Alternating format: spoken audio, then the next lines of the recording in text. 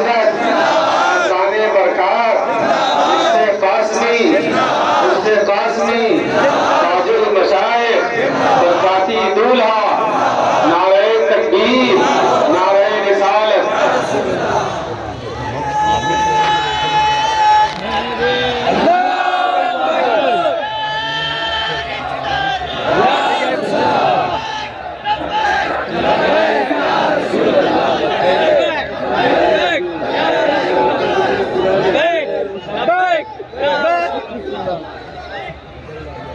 منبر نور پر جلوہ بار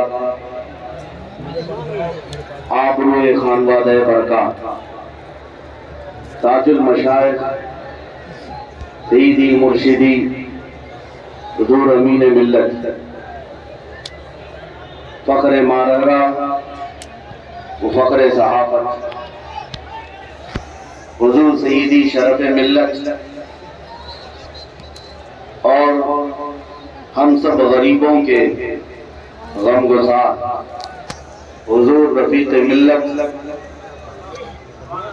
فصاحت زادہ علی وقار سید امان اہل سنت اور حضرت عثمان میاں صاحب قبلہ دام اللہ اقوالہ، معزز و مقتدر و موقر و محترم و مکرم علماء ذوی احترام، مشائخ سادات، حاضرین اہل سنت و جماعت، السلام علیکم ورحمۃ اللہ وبرکاتہ۔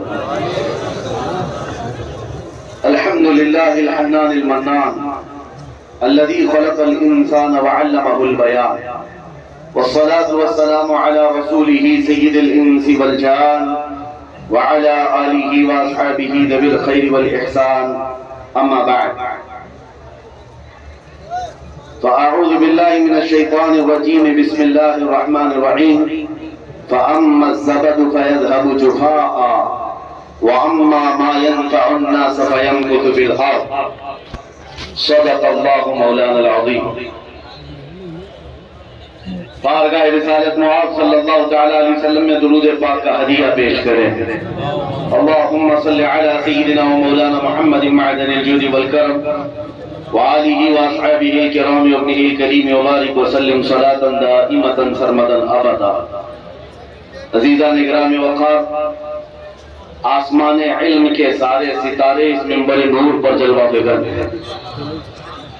مارغہ کی ذوفشانیاں صاحب البرکات کی برکات اور قاسم الخیرات شمس مارغہ خاتم الاکابر، ان تمام سادات کے حضور برکت لینے، سعادت حاصل کرنے کے لیے صرف عوام الناس نہیں، ہر زمانے میں اپنے وقت کے مقتدر علماء آیا کرتے ہیں، اور یہ تاریخ ہمیشہ باقی رہی۔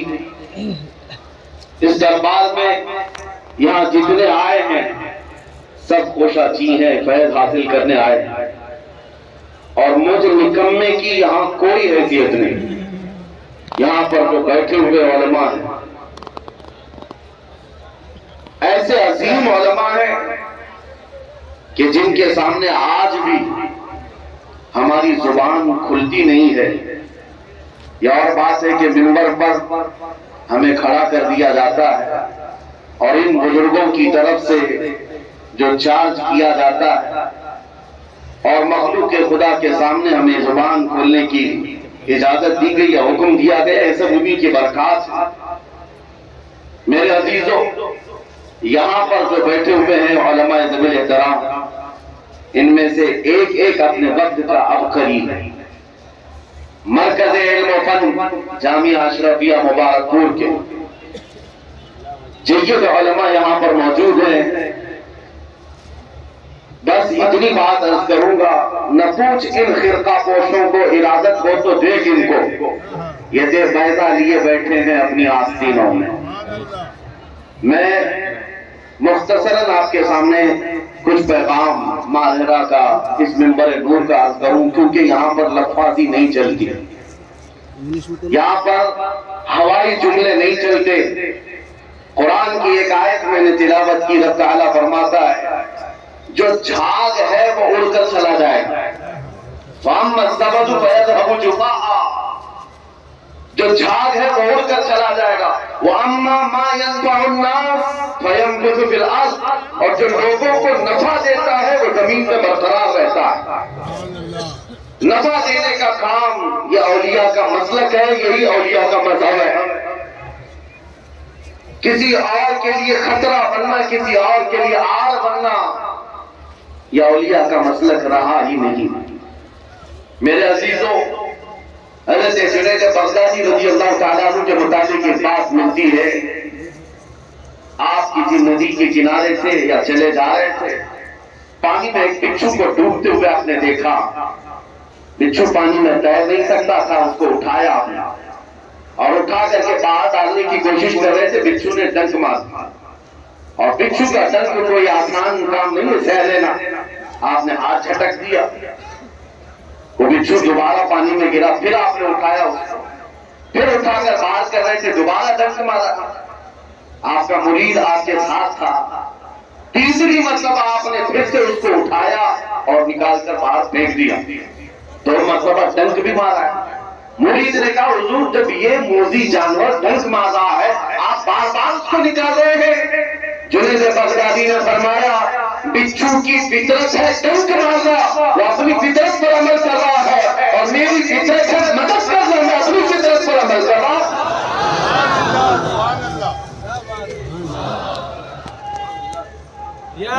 میرے عزیزوں, یہ اولیاء کا مسلک و مذہب رہا ہے. میں آپ کو ایک بات یہاں دے کر جانا چاہتا ہوں, تاریخ کی سچائیاں آج بھی یہ بتاتی ہے. ایک باضابطہ پوری کتاب عربی میں لکھی گئی ہے, ماذا قدم المسلمون للعالم, پوری دنیا کے لیے مسلمانوں نے کیا نفع بخش چیزیں دی ہیں. اگر مطالعہ کرے تو فخر سے سر اونچا ہو جاتا ہے. تاریخ کی سچائیاں بتاتی ہے اس دنیا کو نفع دینے والی سب سے بڑی قوم وہ مسلمانوں کی ہے. وہ علماء ذوی احترام ہیں جنہوں نے پوری دنیا کو علوم و فنون سے آشنا کروایا ہے. میں نفع دینے کی بات کر رہا ہوں. یہاں آیا ہوا ہر برکاتی یہ عہد کر کے جائے, مجھ سے اگر کسی کو نفع نہیں پہنچ سکتا تو کم از کم کسی کو نقصان تو نہ ہو, میں کسی اور کے لیے خطرہ تو نہ بنوں. عزیزان گرامی وقار, ایک بزرگ ہے جن کے متعلق کتابوں میں لکھا ہے, وہ پہاڑوں کے اوپر جو راستے جاتے تھے, پیچیدہ راستے ہوتے, ایک راستے کی موڑ پر انہوں نے اپنی 60 سال زندگی گزاری. کس وجہ سے اس موڑ پر کھڑے رہتے تھے؟ ان سے پوچھا گیا آپ ہمیشہ یہاں کھڑے رہتے ہیں؟ انہوں نے بتایا اصل میں یہ راستے کی موڑ ایسی ہے کہ گھوڑ سوار ادھر سے تیزی سے دوڑتے ہوئے آتے ہیں, اور اگر انہوں نے اس گھوڑے کو اپنی سواری کو نہیں موڑا تو پیچھے بہت بڑی کھائی ہے جس میں وہ گر سکتا ہے. میں ہر آنے والے مسافر کو اس کھائی سے باخبر کرنے کے لیے اپنی زندگی کے 7 سال گزارتا. نفع دینا یہ اولیاء کا مسلک ہے, اور انسانوں کو نفع دینے والا زمین میں برقرار رہتا ہے. جن اولیاء کے عرص میں ہم آئے ہیں یہ اپنے پیٹ بھرنے والے لوگ نہیں تھے, یہ اپنے گھر بنانے والے, آشیانے بنانے والے نہیں تھے. انہوں نے مخلوق خدا کی خدمت کی ہے, انہیں نفع پہنچایا ہے, اس لیے ان کو اللہ نے زمین پر برقرار رکھا ہے. آج حالات جس طرح سے ہم دیکھ رہے ہیں, ہر کوئی بھاگنا چاہتا ہے, کام چوری, کسی کو کچھ کرنا نہیں ہے. میں پڑھ رہا تھا, آپ کے سامنے ایک پیغام دینا چاہتا تھا. تاریخ اسلام کے اوراق پلٹتے ہوئے جب ہم نے دیکھا, پہلی صدی سے لے کر تقریباً 7ویں صدی ہجری تک علماء کے وہ روشن چہرے تاریخ میں ہیں جس کو ظالمات جان بوجھ کر کے مٹانے کی کوشش کرتے ہیں. آپ کو پتا ہے دنیا کو سب سے پہلے ٹیلیسکوپ دینے والا کون ہے؟ ابراہیم بن جندب, ابو اسحاق ابراہیم بن جندب, جس نے ٹیلیسکوپ بنایا تھا اور سب سے پہلے دنیا کی پیمائش کرنے والا. ایک حیرت کی بات میں آپ کو بتاؤں, یہ جو ورلڈ کا جس کو آج کہا جاتا ہے سرکمفرنس, یعنی پیمائش پوری کرۂ ارضی کی ناپنے کے لیے, ابو العباس فرغانی مامون رشید کے زمانے کا ایک ایسا عالم جس نے ایک آلہ بنایا اور بادشاہ وقت سے کہا میں پوری روئے زمین کی پیمائش کو اندازہ لگا کر کے بتانا چاہتا ہوں. یہ اس دور کی بات کر رہا ہوں, آج سے 1200 سال پہلے. 1200 سال پہلے. اور خلیفہ وقت نے اس کو سارے انتظامات کیے. کوفہ کا ایک میدان منتخب کیا گیا. کوفہ کا ایک صحرائی میدان تھا, اس میں جا کر اس نے آلے نصب کیے. اور اس کے بعد قطب نما جو تارا ہوتا تھا اس تک اس نے پیمائش کیا. میں مختصر آپ کو بتا رہا ہوں, ابو العباس فرغانی نے آج سے 1200 سال پہلے یہ لکھ کر کے بتایا تھا کرۂ ارضی کی پیمائش میں نے کیا ہے. تقریباً پورا میں نے ناپ کر دیکھا 25,000 میل یہ پورے کرۂ ارضی کی پیمائش ہے اس زمانے میں.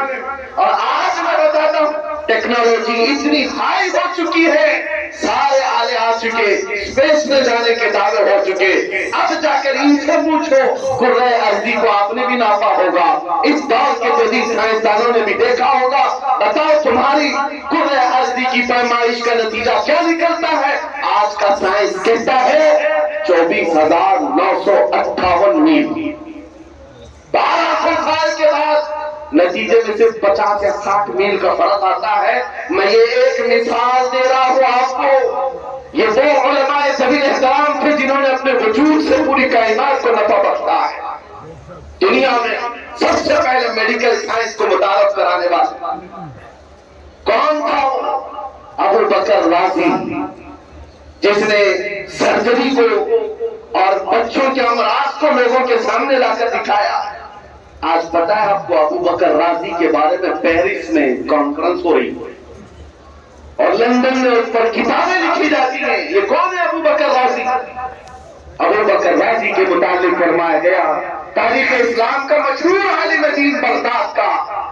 آج ہاسپٹل بنانے کے لیے بھی ایک علم ابو بکر رازی کا ہے. حیرت ہوتی ہے اس زمانے میں خلیفہ وقت نے پوچھا ابو بکر رازی سے ہسپتال بنانا ہے, کہاں بنایا جائے؟ کیا طریقہ اختیار کیا؟ کہا ایک جانور کو ذبح کر کے اس کی گوشت لائے گئے. کہا بغداد کے ہر محلے میں ایک لکڑی میں گوشت کا ٹکڑا باندھ کر کے رکھا گیا کھلی جگہ پر. کہا گیا کہ اس کو ہواؤں میں چھوڑ دو. 2-3 دن گزر گئے.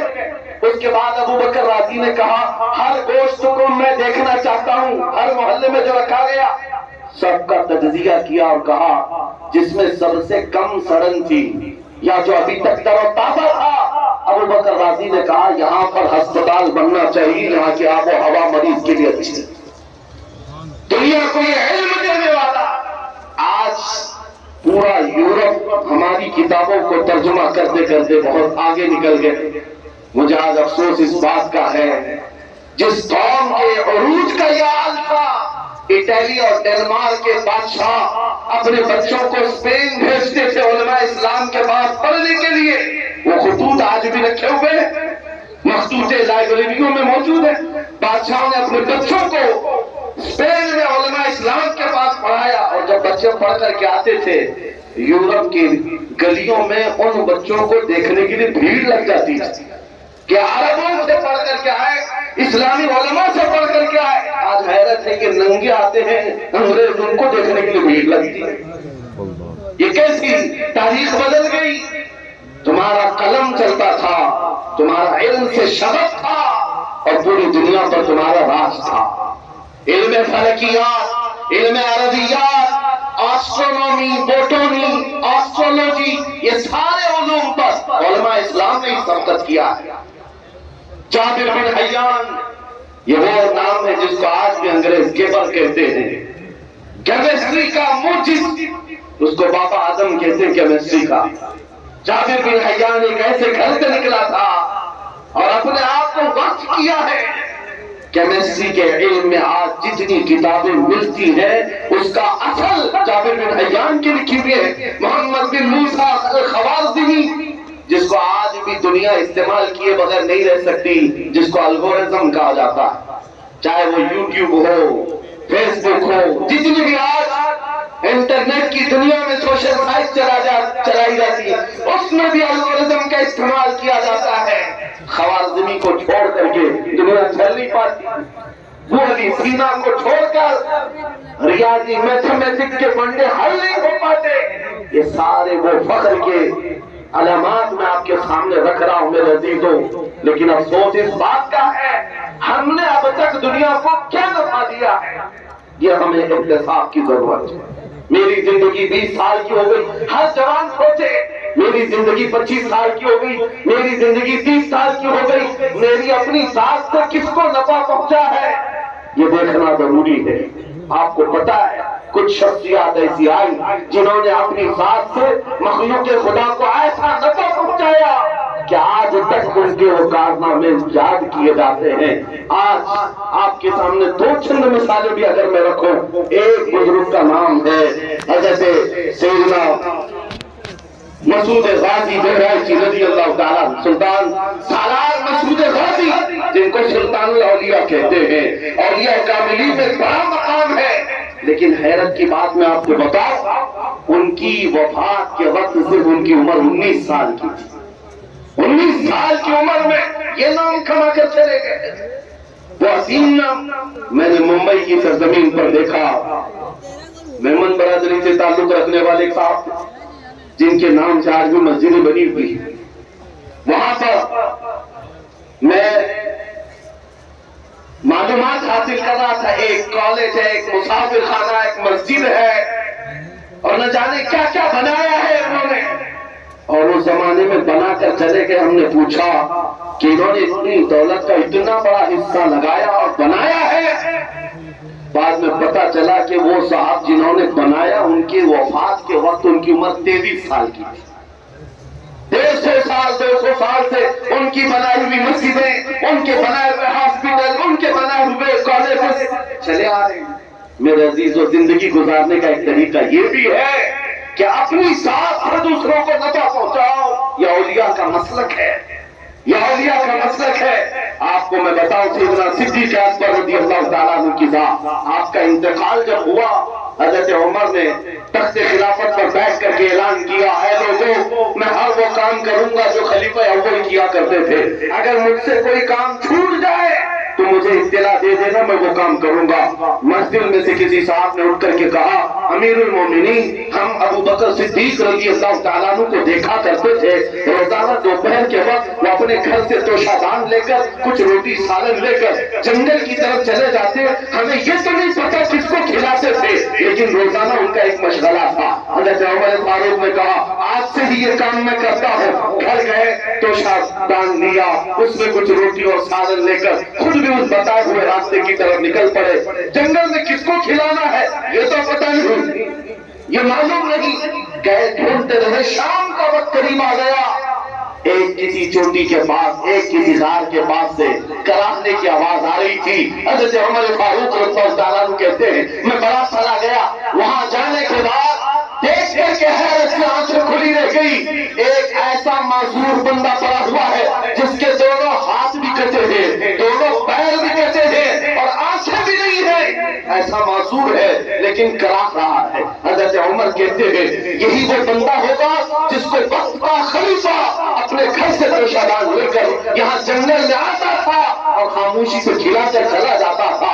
حضرت عمر کہتے ہیں میں نے اس کو بتایا نہیں کہ ابو بکر صدیق نہیں آئے, آج میں آیا ہوں. کہتے ہیں جا کر کے اس کے سامنے توشہ دان کھولا اور روٹی کو سالن میں ڈبویا اور اس اندھے معذور کے منہ میں روٹی کا لقمہ رکھا.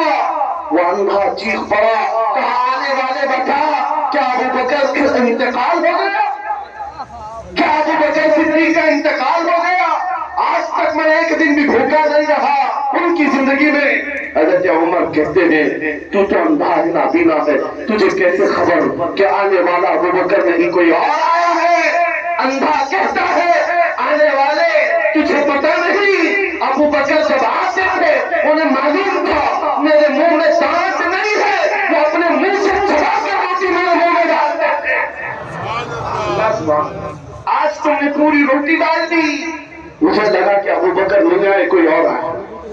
یہ وقت کے ان خلفاء کی بات کر رہا ہوں جن کے رعب و دبدبے کا حال یہ تھا کہ کیسر کسرا کی فوجیں کافی تھی, سرواتی تھی, لیکن انہوں نے اپنی زندگی کو عوام کے لیے, مخلوق کے لیے نفع بخش بنایا ہوا تھا, زندگی کو وقت کیا ہوا تھا. میرے عزیزوں میں آخری باتوں کی طرف آتا ہوں. ماہرہ مطہرہ کا یہی مسلک ہے, ماہرہ مطہرہ کا یہی مذہب ہے. یہاں پر آنے والوں سے کھینچا نہیں جاتا, ہر آنے والے کو بے حساب دیا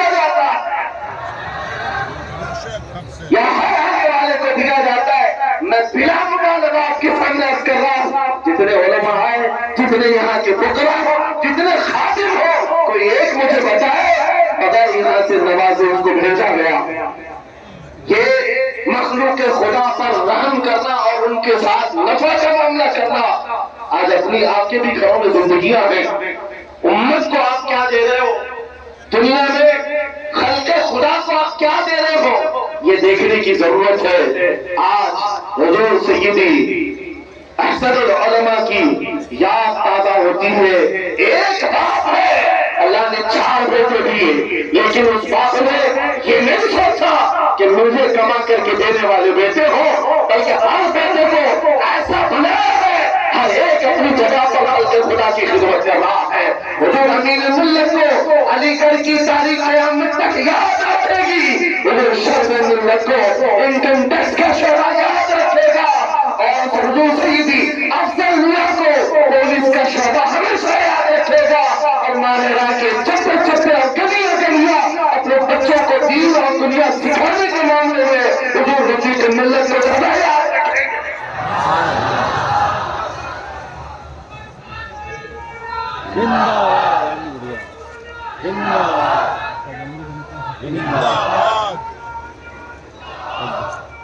توجہ، وقت گزر جائے گا. بات یہ ہے، ابھی اگر آپ کو لگتا ہے ماہرہ متحرہ کا یہ مذہبین کا یہ مسلک خلق خدا کو نفع دینا، میں نے مثالوں میں کچھ چیزیں عرض کی تھی. دنیا میں خلیفہ ہارون رشید کا زمانہ، مامون رشید کا زمانہ، اور بھی متوکل باللہ، معتصم باللہ، یہ بنو عباس ایسے خلفاء آئے تھے جنہوں نے علماء کو تیار کیا تھا، سائنسدان بنائے تھے، اور دنیا کو نئے نئے علوم و فنون دیے تھے، میڈیکل دیا تھا، اور علم طب میں بڑی مہارتیں دی تھی. لیکن آپ کو میں بتاؤں، زمین پر اس ماہرہ نے خلق خدا کو، امت مصطفیٰ کو کیا دیا ہے؟ کتنے سائنسدان دیے، کتنے علم طب کے ماہرین دیے، کتنے نجومی دیے. میرے عزیزوں، سب کو سمجھ کرو، ایک ہی جواب آئے گا.